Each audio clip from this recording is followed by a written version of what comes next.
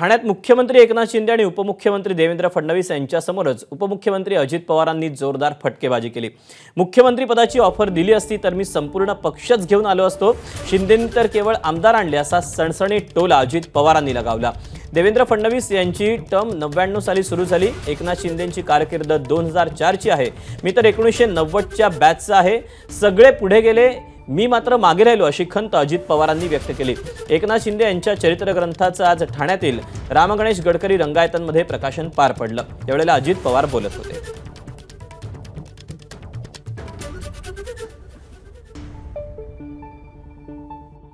ज्या त्या गोष्टी ज्या त्या वेळेस घडत असतात।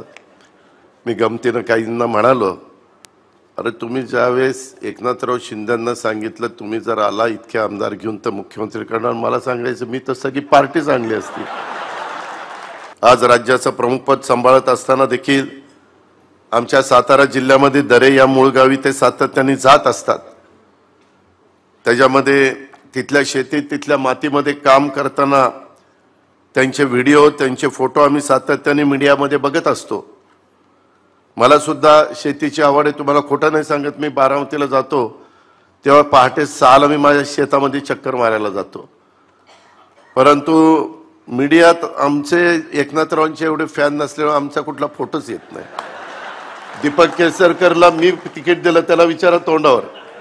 प्रवीण भोसले आणि दीपक उपा होता, प्रवीणला म्हणलं चल रे तू सारखा पडतोय आता दीपकला द्यायचं, झालं की नाही देवगिरीच्या पायरीवर। प्रताप काय ह्याच्यातली निम्मी अर्धी तर माझीच लोक आहेत। निरंजन डावखरे काय, प्रताप काय, दीपक काय, तिकडं उदय काय।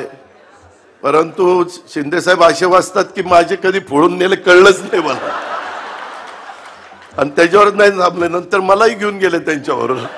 माझ्या माहितीप्रमाणे देवेंद्रजींची टर्म 99ला सुरू झाली, त्याच्यामध्ये एकनाथरावांची 2004ला सुरू झाली।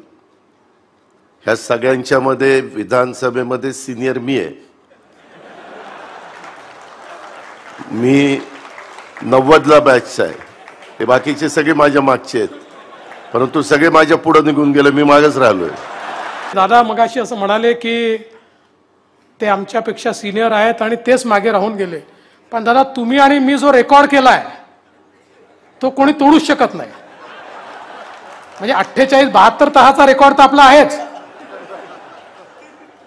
पण त्याहीपेक्षा मी असा मुख्यमंत्री झालो की जो एकाच टर्ममध्ये मुख्यमंत्री झाला, विरोधी पक्षनेताही झाला आणि उपमुख्यमंत्री झाला। आणि तुम्ही एकाच टर्ममध्ये उपमुख्यमंत्री झालात, परत विरोधी पक्षनेते झालात आणि परत उपमुख्यमंत्री झालात। एबीपी माझा, उघडा डोळे बघा नीट।